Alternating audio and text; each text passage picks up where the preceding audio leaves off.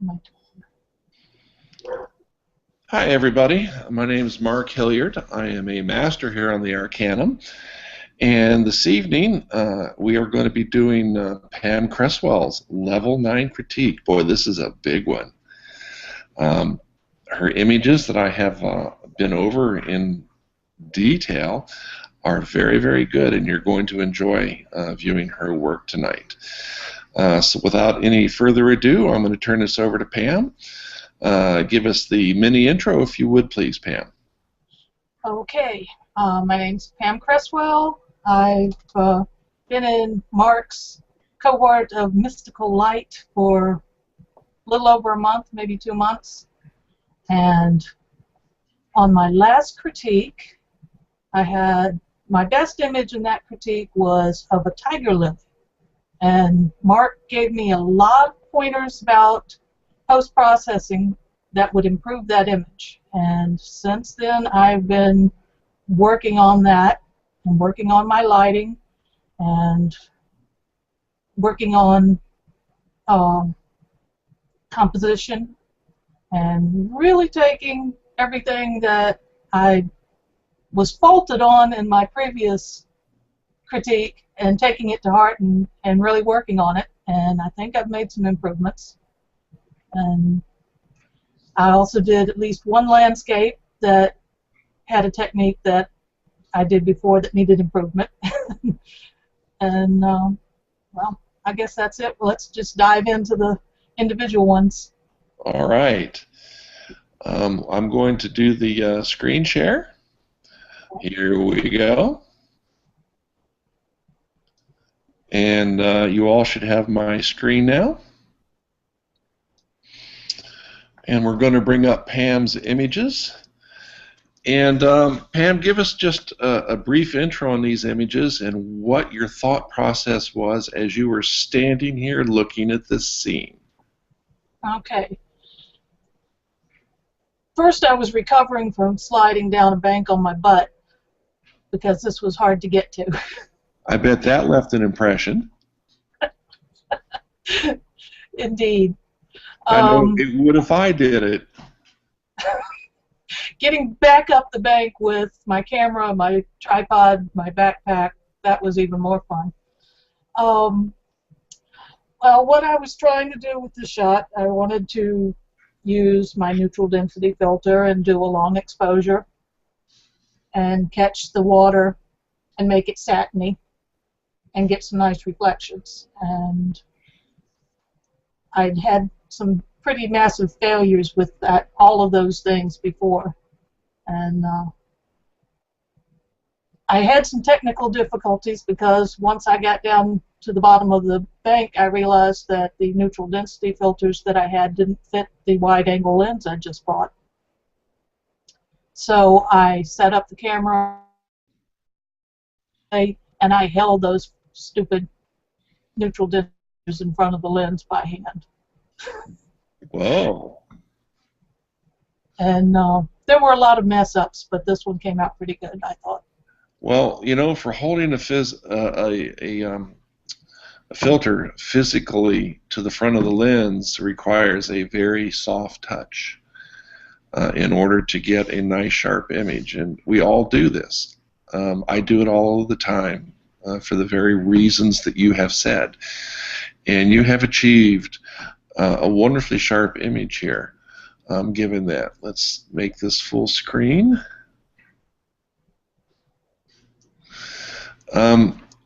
You have also achieved what you set out to. You have slowed that water down. You've got a nice milkiness, the water flow coming over that little dam. I especially love this area here, but what really caught my eye, Pam, on this particular image, you see this little whirlpool thing happening here? We've got floating debris in the water that is generating these wonderful little white lines. And we've got a whirlpool happening here. It's going around in circles. We've got something else coming at an angle in and curving in towards this bush right on the shoreline. And that just speaks to the wonders of what we can do with long exposure. Now let's look at this image real quick, and I see that you got 6 seconds of exposure, and that's pretty dang good. At f9.5, you could have slowed it down a bit more by going to f11 or f16. But given that you were holding that filter, means that you probably would not have had a very sharp image because of the contact with the camera. So it seems like you made some very good decisions on your exposure. I love the panoramic format that you've chosen for this. I like the fact that we have the leading line coming from this corner and going off at a diagonal. We have a couple triangles in the composition that's working for us. It looks like a fairly well thought out image and pretty well executed too. I think that the background might be just a bit dark.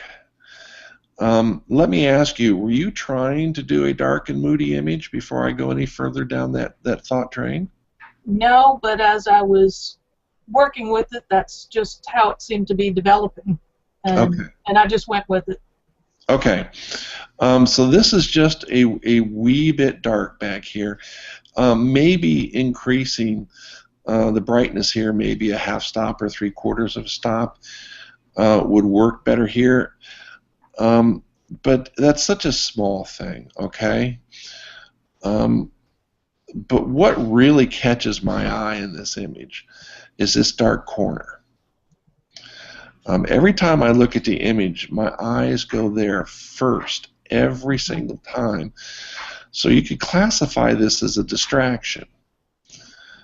I'm not really sure if there's enough data there to bring out any of the data, any of the material there. Let's just look real quick, okay? It might be something that's just best cropped out, but let's look and see what you've got there, okay? Yeah, see, you could bring out a little bit more, but I'm really not sure that there's enough there to work with. And while we're in here, let's just look at these trees a little too. I'm just going to brighten it and add a little bit of structure, and then I'm going to copy it, okay? Okay. And I don't know, that's too much. I don't like that. That's too much. That's an improvement. Yeah, just brightening this tree and these two end ones is pretty much all you would need to do. But Pam, in all honesty, given the composition and given what you did with the filters, neither of these two things is that critical. Let's do before and after. See the difference in the tree line? Yeah. Now, in my opinion, by bringing out the structure and the brightness of those trees, we also detract from the moodiness of the image. And I'm not sure if I like it better this way, a bit moody, or this way with a little bit more clarity. But no matter what we do, down here in this corner, yeah, this is truly a distraction, and it's not that big of a deal. And we were able to bring out a little bit there, but not enough to really make any difference. I think that your best solution there would simply to be recrop the panorama to something like that, or maybe something like this, so we keep the same horizontal and vertical. Okay. That cuts out the power line reflection in the on the light spot there. But we still get to keep a little bit of this nice flowing water here. We get these wonderful rocks. We get a good portion of the reflection here. And like I said, it's this area here that I find the most exciting here, these little swirls going around in circles, okay? Yeah, I don't know. that did not appear to the naked eye. That only came out through the long exposure. Oh, absolutely, and that's the power of the long exposure. If you could have found a scene like this with leaves floating in a circle, you would be amazed by how they would show up in the long exposure. Okay. Okay. This is you did a really, really good job with this image. I like how you set it up. The composition is good, but you need, like I said, you need to, after we get the picture back into the computer, we need to sweep the edges for distractions, and distractions aren't always sticks or twigs that are sticking into the image. This dark spot down here in this corner is definitely a distraction, and by taking that away, this is what we get. Just a slightly better image. Okay, and look, we've got something else happening down here that's going in a swirl. See that now? Mm-hmm. That I hadn't noticed this before. And I'm not so sure if lightning those trees is not a further distraction. I mean, I like the moodiness of this, but I also like the fact that we lightened it down here a little too. So maybe leaving the trees and having the extra enhanced mood in the image is worthwhile just the way they are, but lighten this down here a little so we can see more of the swirl. Okay. Okay? Great image. And this is a really good long exposure. You did a really, really good job. And I love the fact that it's just crystal sharp in the foreground. I am going to give you a 2 on this image. Is this someplace local? It probably is. Very close. Boy, I'd love to see you revisit this and do some more with this, because this is such a great scene. Okay?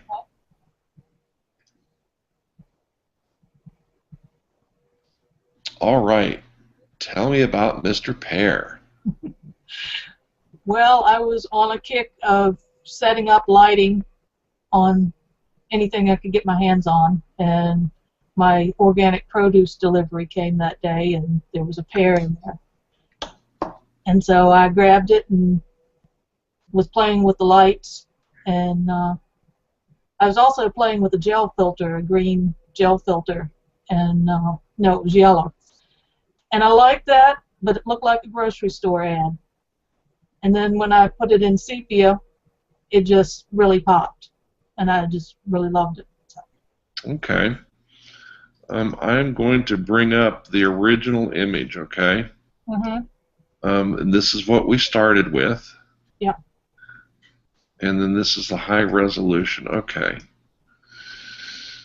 So F11 at 1 second, and you're using studio lighting, and if I understand it correctly, this is tethered shooting, correct? Yes, sir. Nice job. The lighting on this pear is spectacular. You have just enough information on the backdrop here to let us know that there is a backdrop. It's cloth. It's got a fold in it.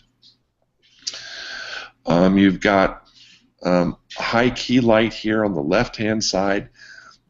We're down at least a stop, maybe a stop and a half here on the right foreground. And then you have another light back here, maybe a reflector reflecting the left-hand light. Mm-hmm. Okay. Good job with the reflector. Wow. Good information in the foreground. I love everything about this image.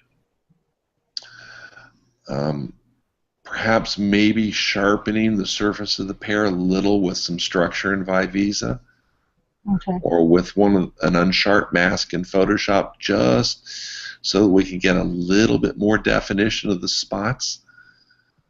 The treatment of the sepia, that was masterful.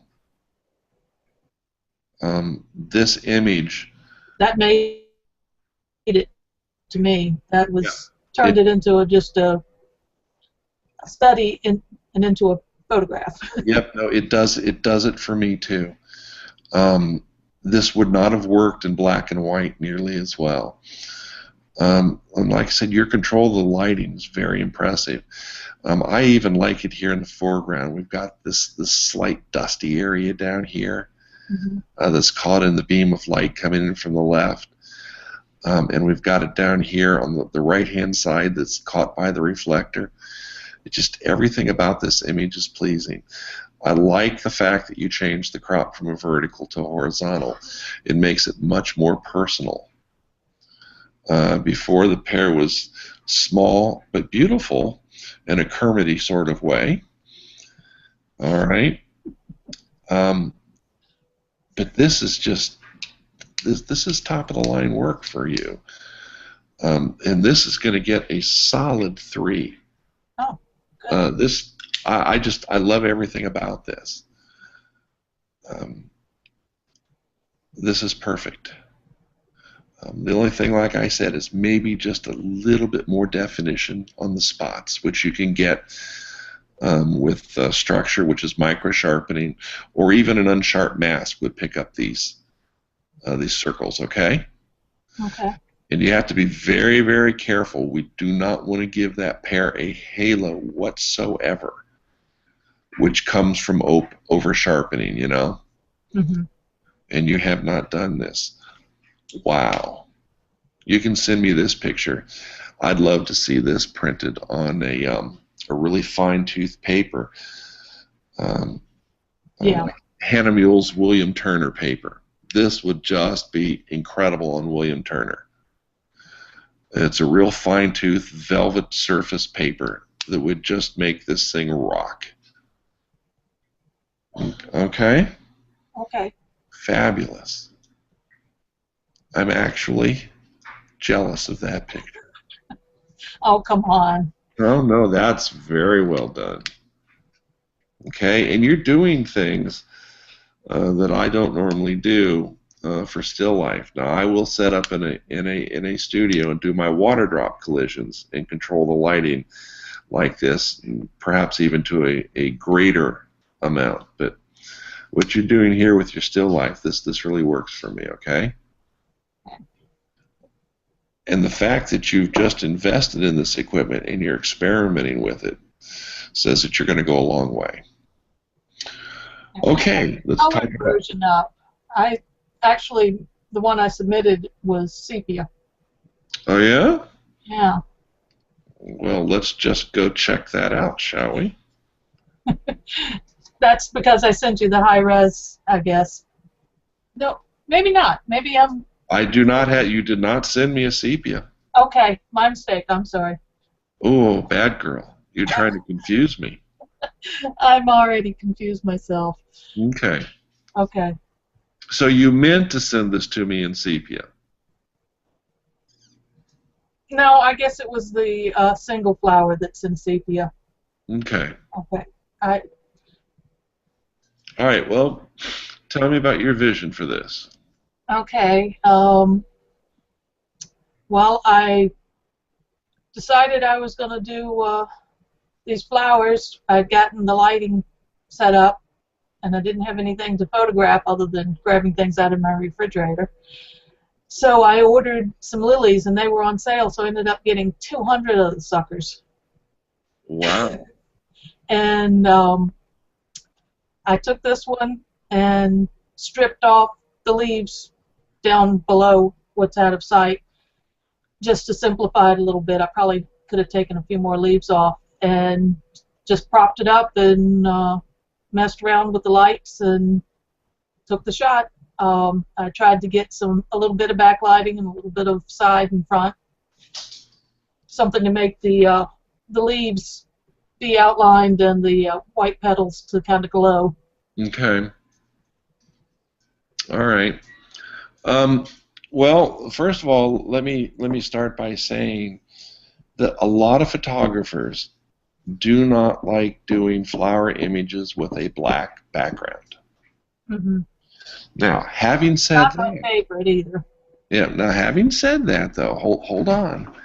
Let me tell you that some of my best-selling flower shots are all done in this fashion with a deep black background.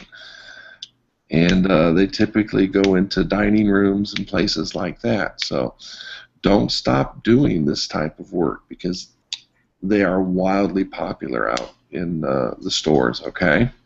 Okay. The exposure is just absolutely wonderful, and the detail that you have achieved here is amazing. Everything's sharp, crisp. You've got great depth of field, but yet the backdrop, I'm only seeing a hint of the backdrop right here behind this bloom, and that's probably light reflecting through the flower against the backdrop, okay?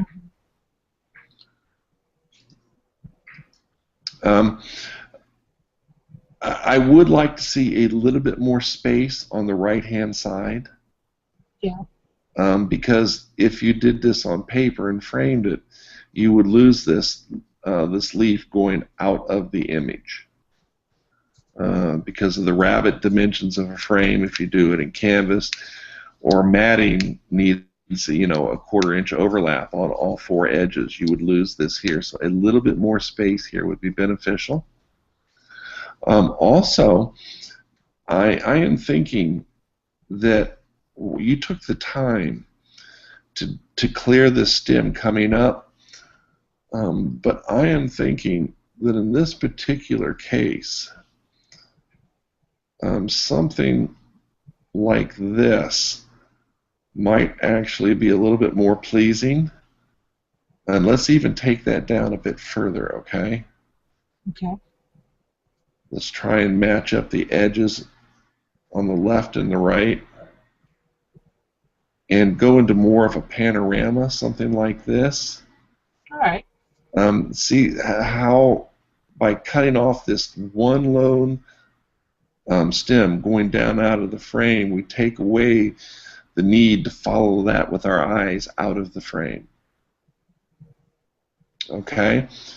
Another thing that you could have considered is if we zoom out a bit on this image,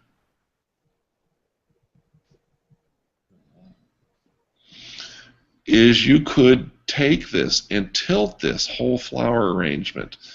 See, if we draw a line through the arrangement from left to right like this, and then you change the composition and tilt it to be diagonal so that the stem is going down out of this corner down here, Yeah.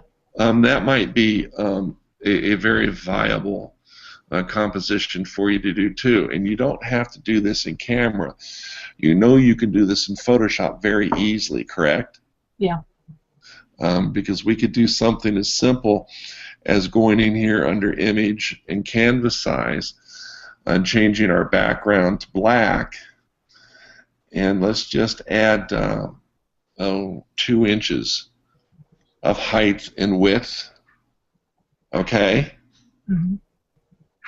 And now you could rotate the image within there. Follow me? You have enough room. Now, yeah, I do see lines here, and we would have to feather the lines right out of the black background. That's no problem.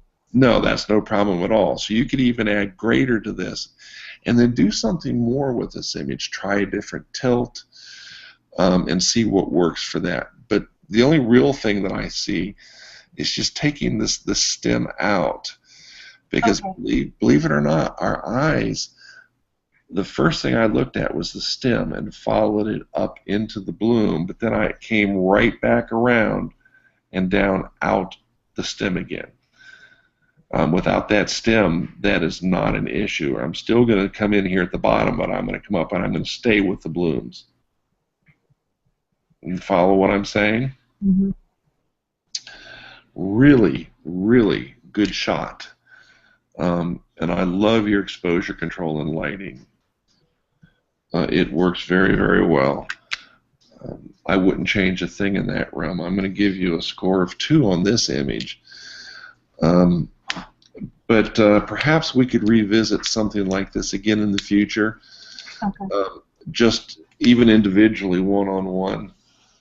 I would like to see you re-engage this particular image again and not retake it, but let's just try different compositions done in post, okay?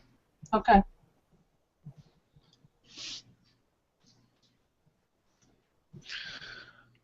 Alrighty, let's talk about this guy. Okay, well, this is one of the 200 Peruvian lilies. And I don't see it in sepia, so it can't have been this one. No,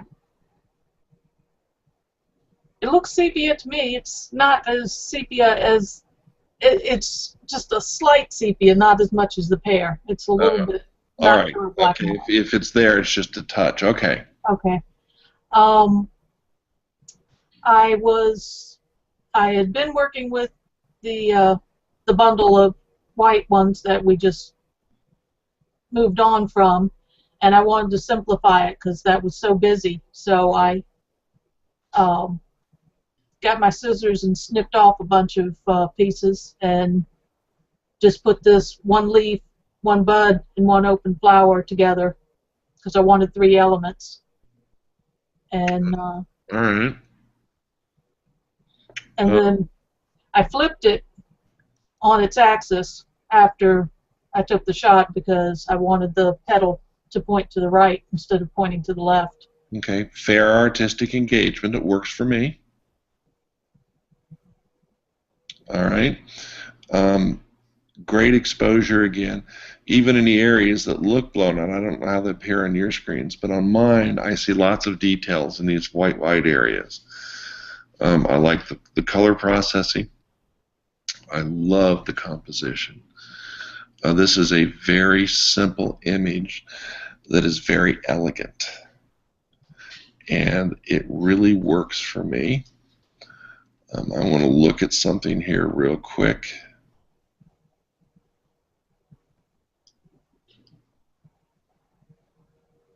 Yeah, I think that maybe a slightly tighter crop might even work a little better on this. Okay. But that's just an artistic viewpoint. Both images work equally as well. But I do think that this is just slightly more personal. Okay, let's look at that and let's go back and look at it before, all right?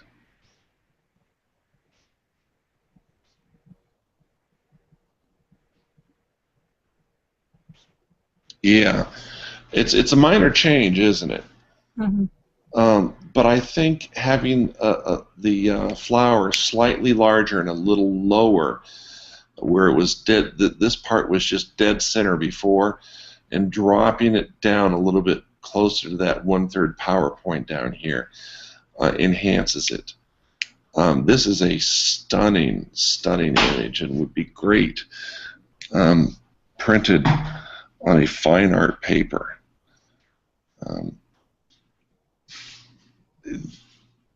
Like I said, other than just maybe cropping in a little bit tighter, I think this beauty is perfect, and I'm going to give you a 3 on that one. Okay. This might even look really, really good on a high gloss metal plate. I don't know if you've ever done any metal plate printing. I've not done metal plate. I've done other kinds, but not metal plate. Okay. Even a metallic paper. Mm-hmm. Consider that with a metallic paper.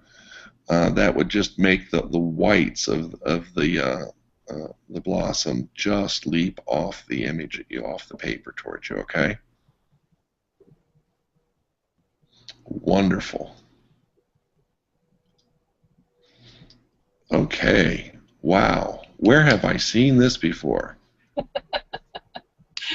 I think it's a slightly different crop than the one that...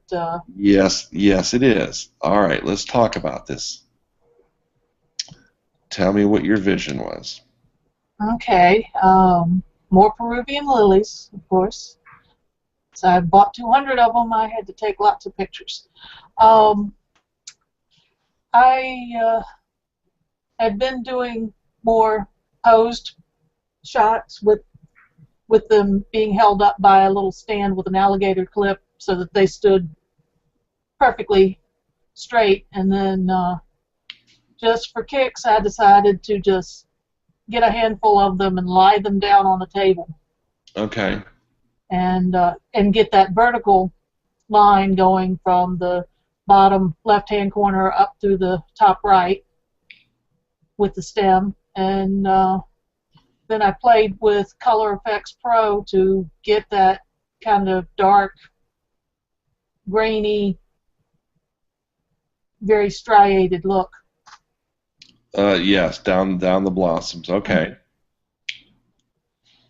All right, let's look at the raw images on this, and I see. Well, that's a very soft image. I kind of like that too. You have this I hated that. bright blue background, and we went from there to this dark blue background, which is a great improvement. But I want you to notice this haloing right here. Do you see this on the stem? Yeah. I'm not sure if that's from a healing brush tool that didn't work quite properly. No, I didn't use a healing brush on it, so. Then this is a artifact from an artifact for sharpening, because I'm not seeing it anywhere else other than just right here. I would go into Photoshop and use your clone tool with a really soft brush with the opacity set around 30 or 40% and paint this back in so that this color goes all the way to the stem edge, okay? And it's also up here in the corner here too, see? Yeah. Minor thing, but it's a way that we can improve this image, because when it comes time to print this image, this halo is going to leap out at the viewer. On the computer screen, it's not too bad. Okay? I like the texture that you have gotten into the flower petals. What it's doing is it's giving us, if you would, a macro landscape. We're seeing all kinds of structure in this small subject area, and we're drawn to it. Every place I look in this image, I'm seeing something different and marvelous that appeals to me, okay? My eyes are coming in right here, and then I'm coming across here and then going back up and down the stem. So the composition works very, very well. Now, I did look at your raw image, and I see in the raw image that this is cut off here as well, so we really don't have the data there to fix that in cropping. But I would like to see this complete structure rather than cutting it off. In a different. I took a bunch of shots, so I may have it somewhere else. You need to be a little bit further out rather than tight in. Okay. And this goes back to the saying of sweep your image edges in your viewfinder when you're doing these types of shots. Look around the edge of the viewfinder and see what's not working or see what's distracting. Now, there's no distracting elements here, but the fact that this is cut off, okay, means that my eyes are constantly going back to this, and my brain is going, I wish I could see that. Okay, it's a very, very minor consideration, but in the future, like I said, I know you do this tethered, so on the computer screen, always go around the edges, okay? And look for things that need more space, which we need here around this one, and things that we really need the whole structure of, which is this here. Yeah. So what we really, really need is something like this. And I can't show you here, can I? No. Oh, well, we'll do it the hard way. We'll go like this then. Okay? This is kind of what I'm wishing that we could see here. More of the image on this edge and this edge, but yet I want to keep all of this up here and down here as well, okay? Maybe a little bit more space here between the edge of this and the edge of the image. Okay. There is enough here if we were only going to use the image as a web, but in case of printing, you will not have enough here to be able to properly frame this, because the rabbit's going to cover this part of the image up. And we're going to lose this edge here, and we're going to lose even more of this down here, okay? I like the fact that you were trying to get in close and get these intimate details of the macro landscape. But I think you needed to pull back just a wee bit more. The very last thing that should go through your mind before you depress the shutter button, even doing this tethered, is to sweep those edges in terms of space, not crowding the subjects, looking for sticks or twigs that are sticking in as a distraction, which you have none, and looking for areas that are leaving the image that causes a visual impact in a negative fashion, and that's this one right here. Okay? This is a very, very good image, and the suggestions that I've made are minor. In fact, they're so minor, I'm going to give you a 3 on this image as well. You are doing beautifully well thought out imagery. I like the fact that you're doing this tethered. I like the fact that you're doing this in an indoor studio. It shows that you're expanding your horizons photographically speaking. I really see great improvement in your work here. And I think that I would like to see you do a lot more of this in the future. This is... Not sick of it yet? No. No. I think you're doing great. I think maybe you have found a niche area that you're very good at, and you should continue to explore this. Now, don't do it by giving up other areas of photography. There's no reason why you can't handle multiple things. After all, you are a woman, which means you're multitasking. And a mother. Yes. So no, this is great work, and the improvement in your work is just amazing, Pam. I think that you should continue with this, though, but don't stop going outside either. Okay. Well, it's 100 degrees here today, so that's why I didn't go outside. Yeah, it was pretty bad here this afternoon too. So, anyways, you have successfully completed level 9. All right, and this means that you're going to go into the waiting area until you decide what you're going to do with your level 10, whether or not you're going to continue with me in Sphere 1, which I hope that you do. I would like to see you continue here because I have other plans for you in the future. I don't see any reason why I should leave.